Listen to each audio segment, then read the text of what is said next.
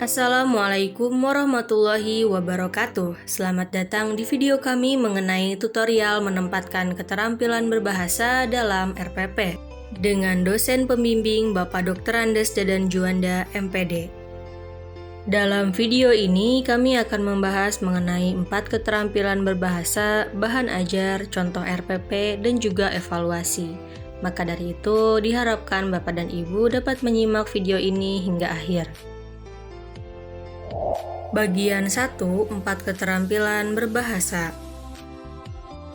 4 keterampilan berbahasa dibagi menjadi 2, yaitu reseptif dan juga produktif. Reseptif adalah keterampilan berbahasa yang bersifat penerimaan atau penyerapan, maka yang termasuk ke dalam reseptif adalah menyimak dan membaca. Sedangkan untuk produktif itu adalah keterampilan berbahasa yang bersifat pengeluaran atau pemroduksian bahasa baik lisan maupun tertulis. Maka dari itu, yang termasuk ke dalam produktif yaitu berbicara dan menulis. Untuk lebih jelasnya, mari kita bahas satu persatu. Yang pertama ada menyimak. Menyimak adalah kemampuan peserta didik dalam menerima, memahami, dan memaknai informasi yang didengar dengan sikap yang baik agar dapat menanggapi mitra tutur seperti mendengarkan dengan konsentrasi, mengidentifikasi, dan memahami pendapat. Berikutnya ada membaca. Membaca adalah kemampuan peserta didik untuk memahami, memaknai, menginterpretasi, dan merefleksi teks sesuai tujuan dan kepentingannya untuk mengembangkan sikap, pengetahuan, keterampilan, dan potensinya. Berikutnya ada berbicara. Berbicara merupakan kemampuan peserta didik untuk menyampaikan gagasan, tanggapan, dan perasaan dalam bentuk lisan dengan santun. Dan yang terakhir ada menulis, yaitu kemampuan menyampaikan gagasan, tanggapan, dan perasaan dalam bentuk tulis secara fasih, akurat, bertanggung jawab, dan atau menyampaikan perasaan sesuai dengan konteks. Itulah keempat kemampuan berbahasa pada anak. Dalam penyusunan RPP ini, Ibu dan Bapak dapat memasukkan minimal 2 keterampilan. Namun, jika memungkinkan, 4 keterampilan bisa saja diterapkan dalam satu RPP. Bagian 2, bahan ajar. Bahan ajar merupakan perangkat ajar yang berupa materi pembelajaran untuk membahas satu pokok bahasan, dapat berupa cetak seperti artikel, komik, dan infografis, dan juga dapat berupa non-cetak seperti audio dan video. Dan di dalam video ini kami menggunakan dongeng dan juga wayang kartun kertas. Berikutnya bagian 3, rencana pelaksanaan pembelajaran atau RPP. Dalam RPP terbagi ke dalam beberapa bagian yang mana ada identitas, kompetensi inti, kompetensi dasar, tujuan pembelajaran, materi pembelajaran, pendekatan dan metode pembelajaran, media pembelajaran dan sumber pembelajaran, langkah-langkah pembelajaran, dan juga evaluasi. Berikut adalah contoh RPP yang telah kami susun. Mari kita bahas per bagian-bagiannya. Bagian pertama, identitas. Di identitas ini, bagian atasnya ada judul, yaitu Rencana Pelaksanaan Pembelajaran Kurikulum 2013. Dan untuk oleh kelompok 8 itu hanya sebagai opsi saja. Lalu berikutnya ada satuan pendidikan. Satuan pendidikan ini diisi dengan nama tempat ibu dan bapak mengajar. Lalu ada kelas atau semester, ada tema, subtema, pembelajaran, dan materi pokok. Untuk alokasi pertemuan ini disesuaikan. Namun dalam RPP kali ini kami menentukan alokasi pertemuannya adalah 2 kali 35 menit untuk 1 kali pertemuan. Setelah identitas, lalu ada kompetensi inti. Kompetensi inti pada kurikulum 2013 merupakan tingkat kemampuan untuk mencapai standar kompetensi lulusan yang harus dimiliki seorang peserta didik pada setiap tingkatan kelas. Dan kompetensi inti ini terdiri dari kompetensi inti sikap spiritual, sikap sosial, pengetahuan, dan juga keterampilan.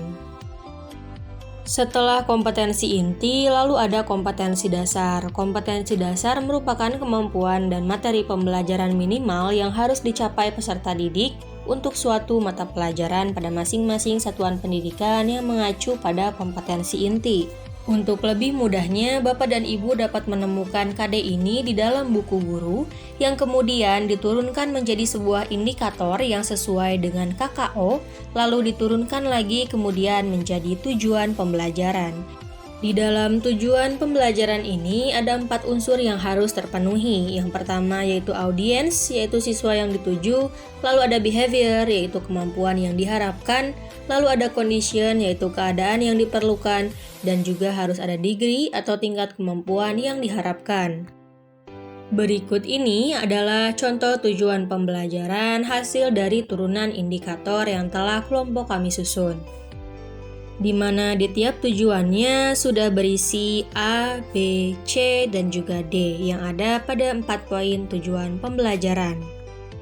Setelah tujuan pembelajaran, lalu ada materi pembelajaran, ada pendekatan dan metode pembelajaran, lalu ada media pembelajaran dan sumber pembelajaran.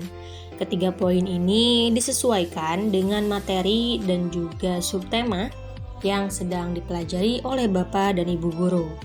Berikutnya ada bagian langkah-langkah pembelajaran yang mana dibagi menjadi 3, yaitu pendahuluan, isi, dan juga penutup.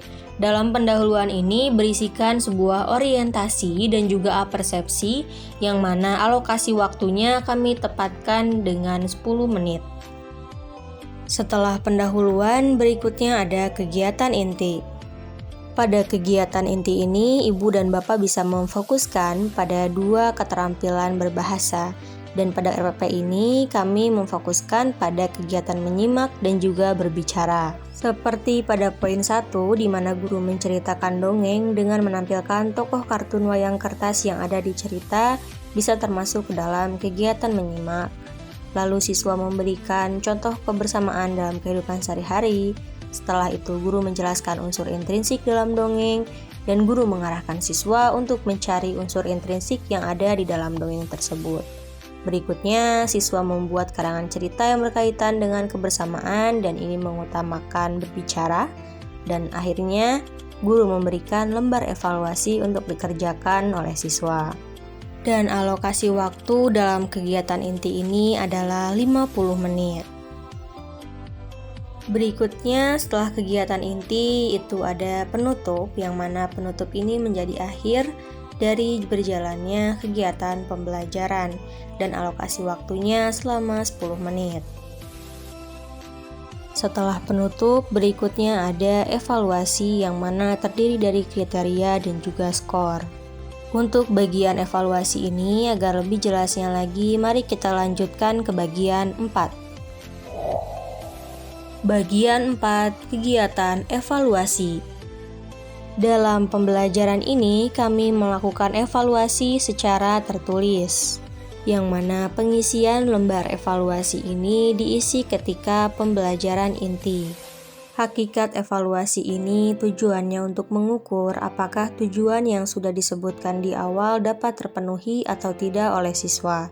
Maka dari itu, lembar evaluasi ini dapat disesuaikan sesuai dengan apa yang dibutuhkan oleh Bapak dan Ibu.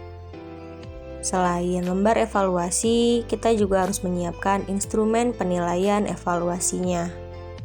Jika dari lembar evaluasi ataupun instrumen penilaian evaluasi ini kurang terlihat, Ibu dan Bapak dapat mengaksesnya di link drive yang telah kami sematkan dalam deskripsi dan juga kolom komentar. Skor maksimal yang ada dalam evaluasi kali ini yaitu 14, di mana pedoman penskorannya yaitu skor perolehan bagian 1 ditambah 2 ditambah 3 ditambah 4 dibagikan dengan skor maksimal dan dikalikan dengan 100. Sekian video yang kami dapat sampaikan. Untuk membantu Bapak dan Ibu, kami memohon maaf apabila masih terdapat banyak sekali kekurangan dan kesalahan. Silahkan untuk memberikan saran dan juga masukan di dalam kolom komentar. Kami juga telah menyematkan link Google Drive di deskripsi dan juga kolom komentar agar dapat Bapak dan Ibu tinjau lebih lanjut lagi. Sekian dari kami. Wassalamualaikum warahmatullahi wabarakatuh.